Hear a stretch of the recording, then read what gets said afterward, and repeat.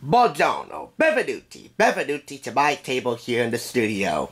All the things we do for love, and that includes how much we're willing to spend to make it all worth it. How much time, effort, and money, especially money, we're willing to put forth to make the effort.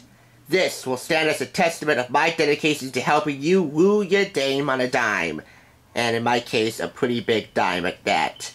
This is Tasting Italy, a culinary journey featuring 100 kitchen-tested recipes. It is a dream collaboration between America's Test Kitchen, their recipes and recipe photographs, and National Geographic's photography all around Italy, and their essays, particularly the essays of Eugenia Bone and Julia Della Croce, or Croce in this case, because the latter sounds extremely inappropriate, and we don't want sudden innuendo to disrupt our romantic dinner in.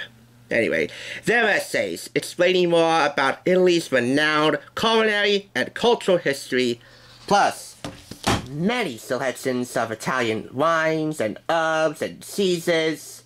National Geographic and America's Test Kitchen, that is like a dream collaboration, and I have never done anything about National Geographic on here. In fact, my friend Zoe complained about it.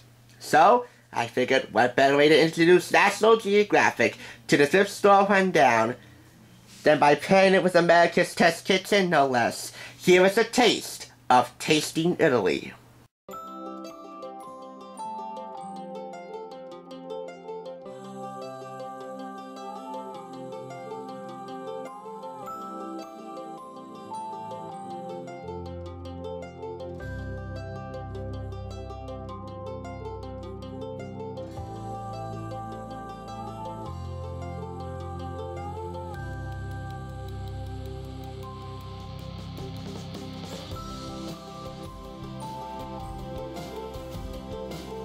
There are more than 100 kitchen-tested recipes from ATK, and each one of them has a widest recipe works section, which is standard in ATK cookbooks, that explains the steps they took to ensure that the recipe was more flavorful, practical to put together, foolproof to do, and might I say, more impactful in your quest to woo your dame on a dime. Here's the list of recipes. This book is divided into 3 sections that cover Northern Italy, Central Italy, and Southern Italy, including the islands. Plus, there's a guide at the end to making your own pasta, specifically fresh egg pasta and semolina pasta. If you want an A+ for effort, you'll want to pay attention to this. I just wish there was a wine pairing guide at the end of it all. Anyway. There might be more than 100 kitchen-tested recipes, but today, to keep it short and sweet, I decided to treat you to my own 3-course meal.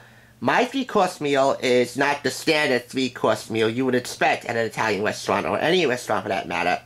Appetizer, entree, or dessert, because, quite frankly, I don't see a lot of appetizers in here. And we're going to begin right now with grilled steak with olive oil and lemon. Why grilled steak in the wintertime? Specifically halfway through this brutal winter. I will concede, many of the recipes are seasonal and or have seasonal ingredients, and the quality of the ingredients when they're seasonal really contributes to the final product's success. But hey, I have it on good authority that you could adapt some of these recipes to fit into other situations when the need arises. Here's the grilled steak with olive oil and lemon. That looks scrumptious. That is America's Test Kitchen's photograph. The photographs of Italy are from National Geographic, as you well know. Next up, we have spaghetti carbonara. And let me clarify, spaghetti carbonara is to be served first, then the grilled steak.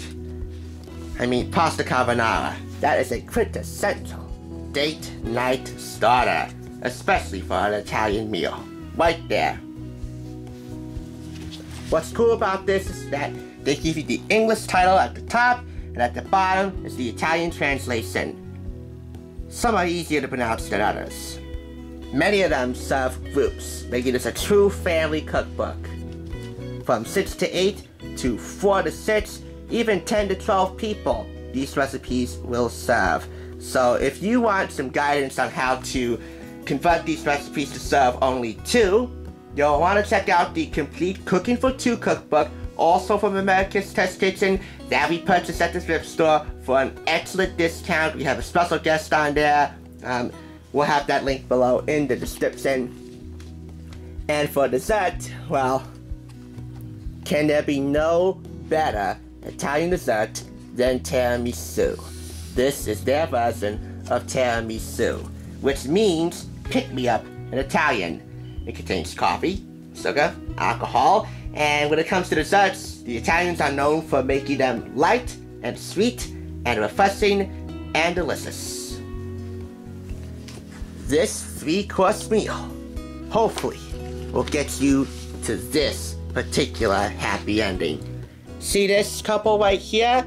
This will be you. You pick this book up and make any of the recipes, provided that you have the good judgment and the conviction to adapt them to serve only 2. This could be you, and I wish you luck with this. You could also be the one to pick this up for a low price. The retail price for this is $40. The retail price for this is $40 US, $50 in Canada. And guess what? This is one of the rare times that I actually went to a retail shop and paid the full price plus tax. 42 bucks and change for this. I went to the Barnes & Nobles at the Clifton Commons in Clifton, and it was worth every penny. I also had the stuffed pizza pretzel from their cafe. And given that, plus the music that they were playing on the loudspeakers at the Barnes & Noble, it was a pretty good afternoon over there. I also went to Barnes & Noble to pick up another America's Test Kitchen cookbook that you will see in the very near future. Embark on a culinary odyssey. Let National Geographic and America's Test Kitchen take you on a journey through the regional cuisine of Italy in this sumptuous cookbook.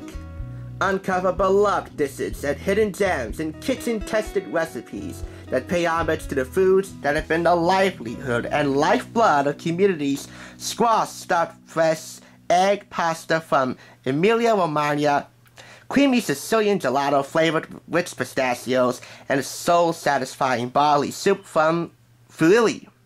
Explore local flavors and essays, vivid photos, and informative maps that traverse the country's regions.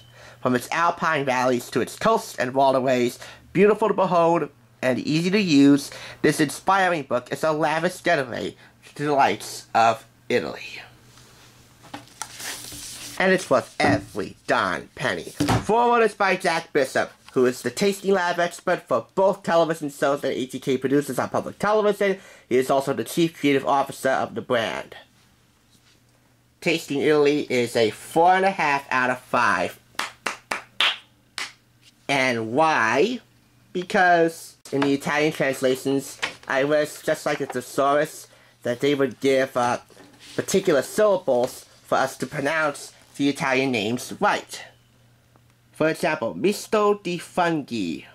If they given us English syllables so we could pronounce those names better, it would have been more easy for us to woo our lovers with our Italian language. But hey, given for what it's worth, that's just one minor setback. National Geographic and America's Test Kitchen have thrown down the gauntlet.